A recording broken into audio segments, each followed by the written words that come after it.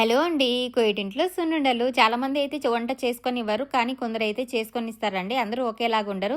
నాలాగనమాట. ఇప్పుడు చూడండి నాకు నచ్చిన ఫుడ్ చేసుకొని తింటున్నా. ఈరోజైతే సున్నుండలు రెసిపీ చేస్తున్నాననమాట. ఫస్ట్ అయితే సున్నుండలకు కావాల్సిన పదార్థాలు చూసేయండి. పొట్టు మినపప్పు ఇదైతే బాగా దూరలుగా ఫ్రై చేసుకోవాలండి. ఇంకా నెయ్యి అనమాట. ఇంటి దగ్గర తెప్పించిన నెయ్యి అది. ఇంకా ఇది వచ్చేసి మామూలు మినపప్పు, 4, 5 ఎలాచి, కొద్దిగా రైస్ వేసాననమాట. అంతే. మామూలు మినపప్పు వేస్తే వేయచ్చు, లేదంటే లేదు నేను ఇంట్లో ఉందని చెప్పేసి వేసానండి. లేకుంటే ఏం లేదు. మామూలు మినపప్పే సరిపోతుందనమాట. తర్వాత అయితే అన్నీ అయితే బాగా మిక్సీ పట్టుకుంటున్నాను. మెత్తగా పౌడర్ చేసుకోవాలి. ఎంత మెత్తగా పౌడర్ చేసుకుంటే అంత బాగుంటుంది. ఫ్రై చేయడంలోనే ఉంది ఇది లడ్డు టేస్ట్ అనమాట. ఇంకా నెయ్యి, మంచి నెయ్యి ఉండాలి. గేదె నెయ్యి ఉండాలన్నమాట. అప్పుడే ఇంకా సూపర్ టేస్టీ ఉంటుంది ఈ లడ్డు. ఇక్కడ చూడండి మొత్తం అయితే మిక్సీ పట్టేశాను.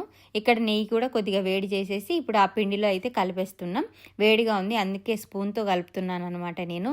మొత్తం మిక్స్ అయ్యాలి ఎంత నెయ్యి పడుతుందో అని చెప్పేసి మొత్తం అయితే కలుపుతున్నా. ఇదైతే అండి కలుపుతున్నంతసేపు నాకు తిరుపతి లడ్డు గుర్తొచ్చింది. తిరుపతికి మేము దర్శనానికి వెళ్ళినప్పుడు మనం లోపల ఎంట్రెన్స్ అయ్యే ముందు వస్తుంది చూడండి నెయ్యి స్మెల్.